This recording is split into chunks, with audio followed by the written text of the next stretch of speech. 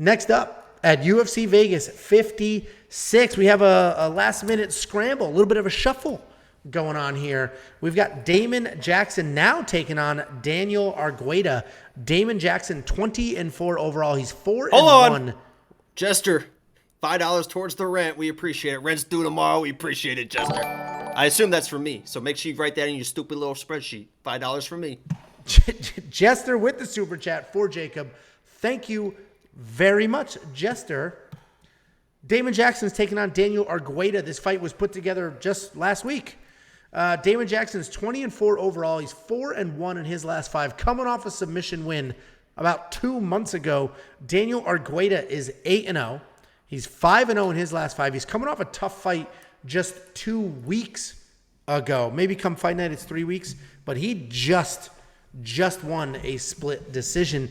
An important thing to note here, Daniel Argueta is coming up in weight. He's a 135-pounder. He's coming up to 145 for this fight, and it is short notice. And Damon Jackson's a very good grappler. He's an opportunistic grappler, meaning he snatches things up in scrambles instead of plotting, knee on belly, side pass, and plotting through techniques.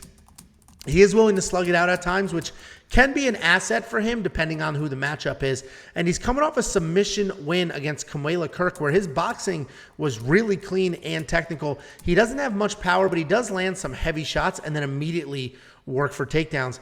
Daniel Argueta, I mentioned he's stepping up on short notice after Derek Minner dropped out, but he did fight 2 weeks ago. It'll be 3 weeks on Saturday. Derek Minner, Jesus, that name sounds so familiar. Derek Minner.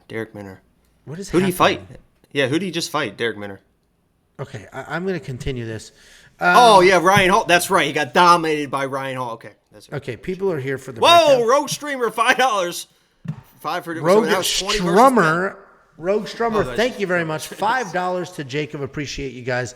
Well, I appreciate you, even though you're only giving money to Jacob. He needs it. Look at him. Look at this. Like he's pale because he doesn't eat anything with nutrients. He can't afford only $9,990 more for rent tomorrow. Yeah. Okay. All right.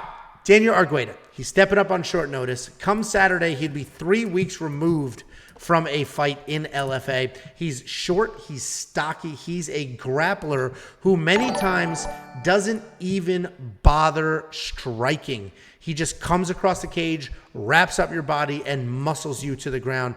He has very nice pressure, and he leaves almost no space for his opponents to work up. He has one single game plan, and that is to get you to the ground and just absolutely pound away. Damon Jackson, he's on his second stint in the UFC, and this time around, he's got a pretty decent UFC resume. He's 3-1 with wins over Charles Rosa and Mirsad Bektik, and his loss to Ilia Topuria is pretty credible. That holds up pretty well, but he does rely on his wrestling and his grappling to win. But if you push that game plan against him, you wrestle him, you grapple him, you can have success. His takedown defense is only 35%.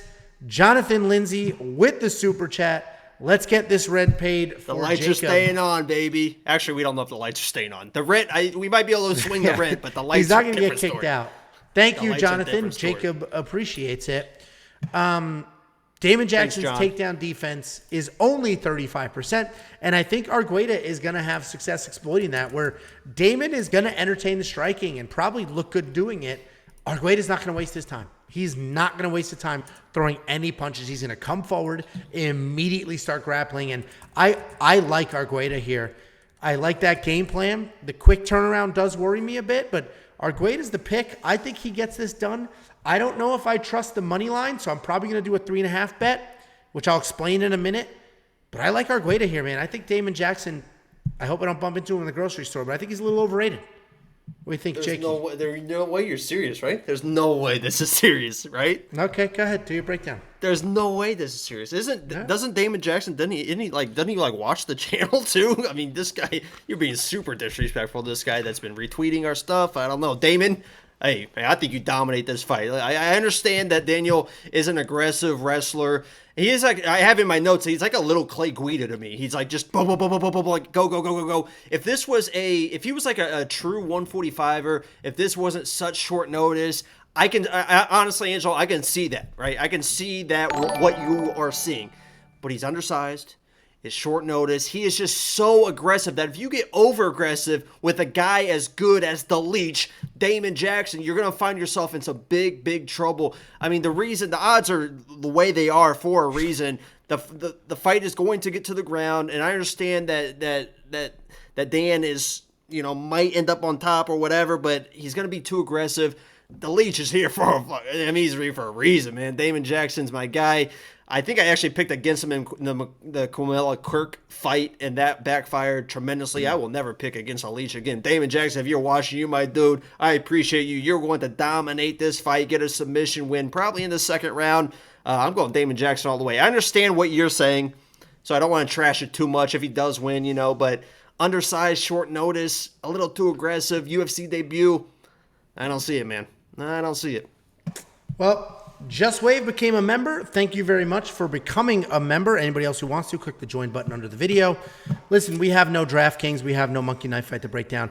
I just think you watch his fights, he just comes charging forward, shooting takedowns, and I think he can have some success doing that. And Just Wave, a $2 super chat. Thank you very much. He said he appreciates the breakdowns every week. Listen, it's a grind. I think he was talking to me. We appreciate you appreciating us. I think, like I said, bet-wise, I'm not going straight money line on Daniel Argueta. I think I will do a plus 3.5 bet. What that is I'm buying a round on the judge's scorecard. So all he needs to do is win one round. And he can win. With that wrestling, he can win a round. And if he wins a round, I win my bet. I mean, you think that he should... I mean, you're acting like Damon Jackson. Just dude, we had this exact same argument. Who was that other little jacked wrestler that I picked that won a round and honestly could have won the fight? Scored more points in DraftKings. It was like 3 months ago. It was like 3 months ago. Jack wrestler. It's got to be Ryan Hall, right? Okay. Anyway, it was like 3 months ago. Same exact breakdown. Same exact conversation. You guys said I was crazy. The dude won a round, and a lot of people think he won the fight. Anyway, weonpicks.com/bets. We have 5 partners. BetOnline offers the buy a round partner. You hop in through our links. We send you $50 as a thank you.